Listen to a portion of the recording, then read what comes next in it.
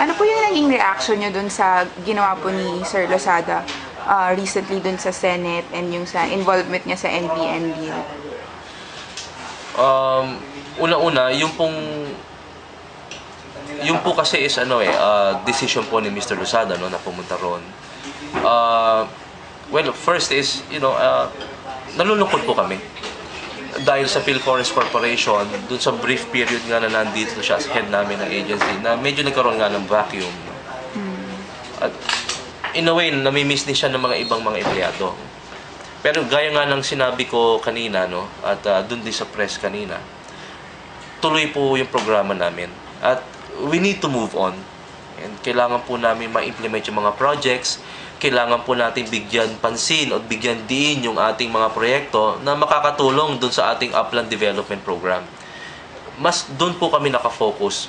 We try to move on sa aming trabaho. Sir, ano po ba, na-disappoint po ba kayo o ano po yung exact word na gagamitin niyo? Alam mo, it's a mixed feeling hindi ko talaga specifically masabi, no. Magulo ang situation Pero gaya nga na sinabi ko madidrain ka kasi pag magfo-focus ka talaga doon sa issue, no. Maraming mga issue, no, like yung sa ZT, tinitignan ko, napakagulo, very complicated. Ngayon naman, as OIC nga rin as OIC of Philippine Forest Corporation, I try to limit myself dun sa, kung ano po yung responsibility and task ko as OIC of this agency. Is he also as emotional as he looks pagdating sa TV? Parang pag sa personal po ba, ganun din po siya, medyo...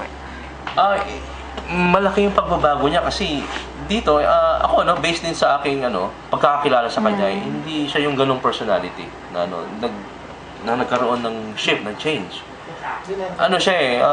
Gaya na sinabi ko, napaka-outspoken ni Mr. Losada. Very vocal siya. Vocal pa rin naman siya ngayon sa nakikita ko, no? Pero ngayon ko lang yung nakikita yung side niya. Emotional outburst na niya na gano'n. Sir, ano po yung opinion niyo dun sa ginagawang investigation ng NBI? Kung ano po yung kinalaman niyo po dun? Or tungkol saan po yung investigation? May idea po ba kayo? To be honest with you, itong ZTE really, it still puzzles me, itong ZTE. Nakikita ko yung mga allegations, nakikita ko yung mga involvement, yung mga implications, Really, it still puzzles me kung ano ba talaga yung involvement ni Mr. Losada dito. Hindi po ba kayo nalulungkot? Or ano po yung nafe-feel nyo na nadadawit po yung mismong Philippine Forest dun sa investigation? Actually, nalulungkot kami. Dahil unang-una sa lahat, nire-rate kami ng media. Gaya po ng sinabi ni Miss Elian, nire-rate po kami ng media.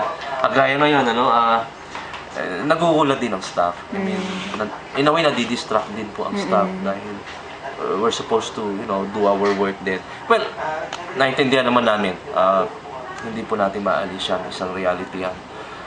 Pero what we can do really sa PhilForest is to adapt and to cope itong kung ano yung nangyayari o yung nagaganap.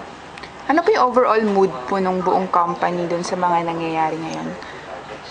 Una is may gulat, ang term nun is gulantang dun sa nangyayari. Pangalawa, may question na naglilingkod sa utak. Bakit nga ba na-involve?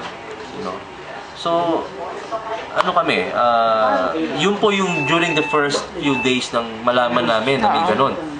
Pero ngayon po? Ngayon, nag-move on naman ng corporation, even yung mga staff namin.